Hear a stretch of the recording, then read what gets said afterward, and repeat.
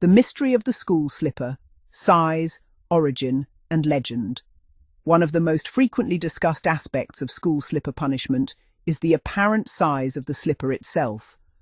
A striking number of people who either received or witnessed slipperings recall the punishment being administered with a slipper that seemed exceptionally large, most commonly estimated as a size 11 or 12.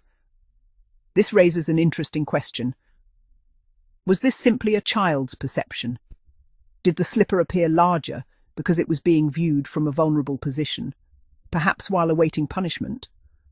Or were unusually large gym shoes genuinely preferred and deliberately selected for disciplinary use? The average adult male shoe size today is generally considered to be between sizes 9 and 10, 1-2, somewhat larger than averages during the 1950s, 1960s, and 1970s. If so many remembered slippers were size 11 or 12, where did these oversized specimens come from? Many accounts suggest that the famous punishment slipper often appeared enormous. One former pupil recalled that when he was slippered during his first year at grammar school in October 1963, the weapon of choice was wielded by a notoriously feared woodwork teacher. The slipper seemed gigantic to him at the time. "I estimated it as a size 11 then," he remembered years later, "and I've seen nothing since to convince me I was far wrong." Yet memory can be deceptive. To a 12-year-old boy wearing size 5 or 6 shoes, almost any adult-sized plimsoll would have appeared substantial. The size 9 phenomenon. Interestingly, many schools seem to rely on slippers around size 9. One former pupil recalled that his secondary modern school's punishment plimsoll was usually a size 9, so much so that pupils jokingly composed a rhyme about it. Looking back, however, he wondered where all these well-worn, smooth-soled size 9 slippers actually came from. Most pupils had smaller feet, and few would willingly donate their gym shoes for use as instruments of punishment. There was also the curious question of what happened to the matching left-foot shoes. Schools often seemed to possess a seemingly endless supply of solitary, heavily worn plimsolls perfectly suited to disciplinary purposes. This has led many to speculate that the source was school lost property collections. Gym shoes were frequently misplaced, abandoned, or outgrown, and changing rooms often contained baskets filled with forgotten footwear. A well-worn plimsoll with a smooth, shiny sole was often considered ideal. Punishment by borrowed plimsoll. Not every school maintained a dedicated punishment slipper.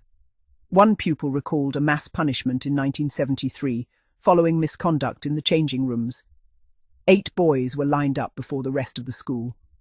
The physical education teacher asked each offender his shoe size and selected the largest available plimsoll from among them.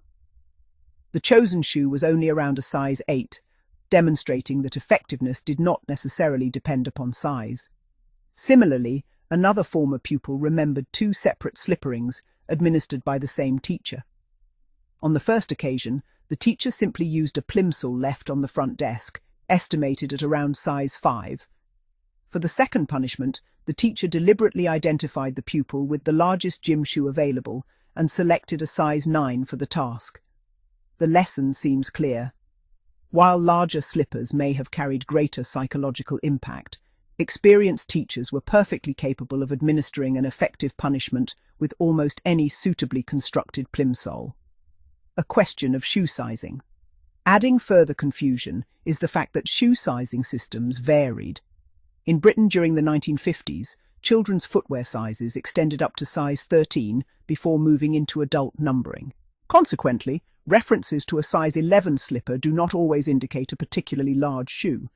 Depending on whether the speaker meant a child's or adult's size, the actual dimensions could differ considerably.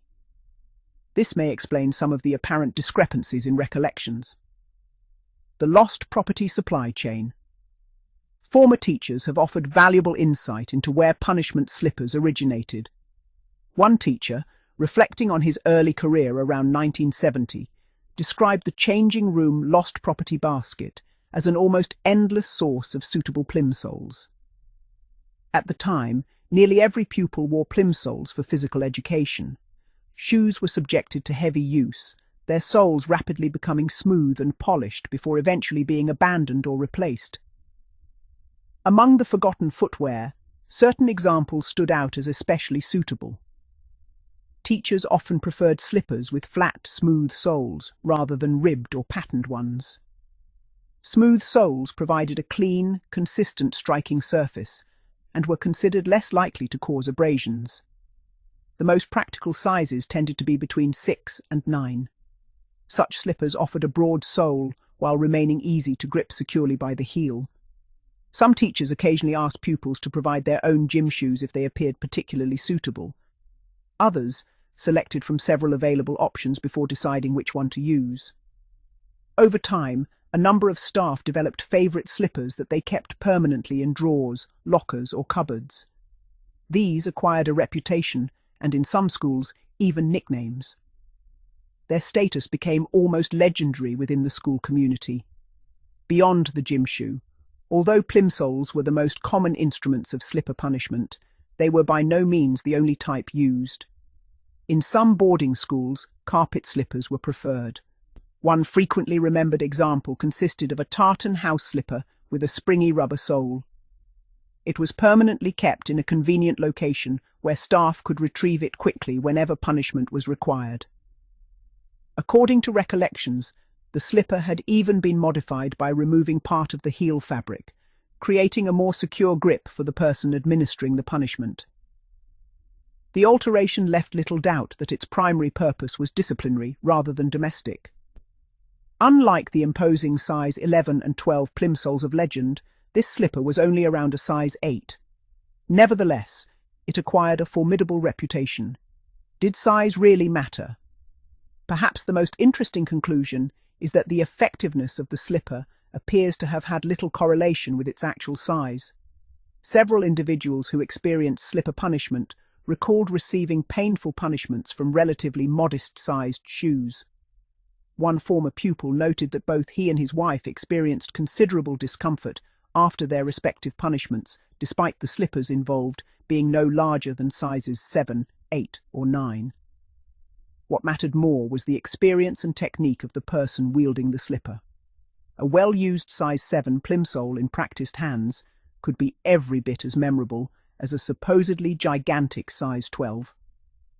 The enduring image of the enormous punishment slipper may therefore owe as much to psychology and childhood perception as to physical reality.